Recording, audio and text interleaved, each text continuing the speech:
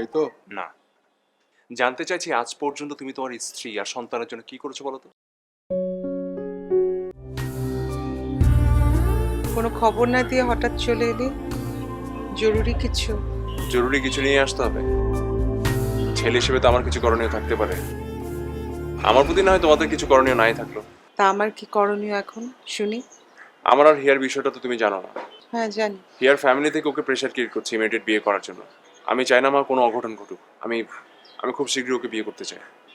তুই কি আমার কি করণীয় সেটা ঠিক করে এসেছিস নাকি আমার কাছ থেকে জানতে চাইছিস কোনটা? জানতে এসেছি এই ব্যাপারে তোমাদের করণীয় কি, কিংবা তোমরা কি করবে। আমার তো মনে হয় এটা তোর বাবাকে বললে ভালো হতো না?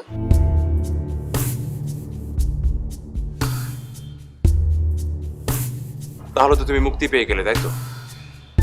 তোমরা না একজনও সম্পর্কটাকে ভালোভাবে নিতে পারছো না, না তুমি না বাবা। সবসময় অন্যদেরকে নিজেদের দিয়ে বিচার করো। তোমরা কি মনে করছো তোমরা ভুল করেছো বলে কি সবাই ভুল করবে? আমার মনে হয় তোমার কথা শেষ হচ্ছে, তাই না? আমাকে বাইরে যেতে হবে, একটা জরুরি মিটিং আছে। আর আমার সাথে মিটিংটা তোমার জন্য জরুরি না, ঠিক আছে?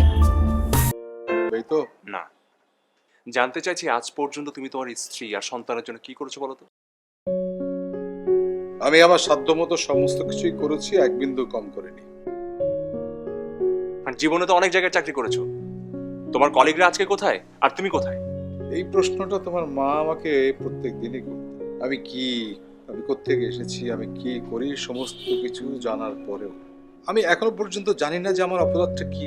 আমি কি অপরাধ করছি? ঠিক আছে, তোমার মায়ের কোনো বিশেষ চাহিদাগুলো আমি পূরণ করতে পারিনি, এটা ঠিক ঠিক কিন্তু তোমাদের যে খুব খারাপ ভাবে রেখেছি তা তো না।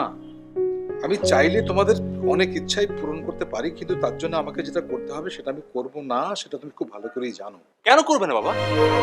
হ্যাঁ, আজকাল সব জায়গাতেই 10 জন কলিগের মধ্যে 9 জনই কিন্তু এক্সট্রা ইনকাম করছে। অনেকে তোমার নিজের পোস্টে থেকেও তোমার চাইতে ভালো অবস্থান আছে। Maximum is granted.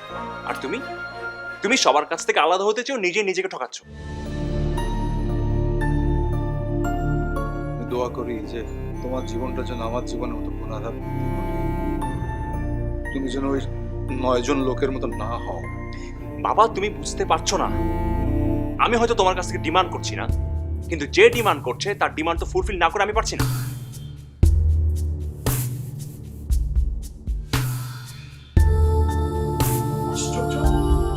তোমরা কি কেউ আমার বিষয়ে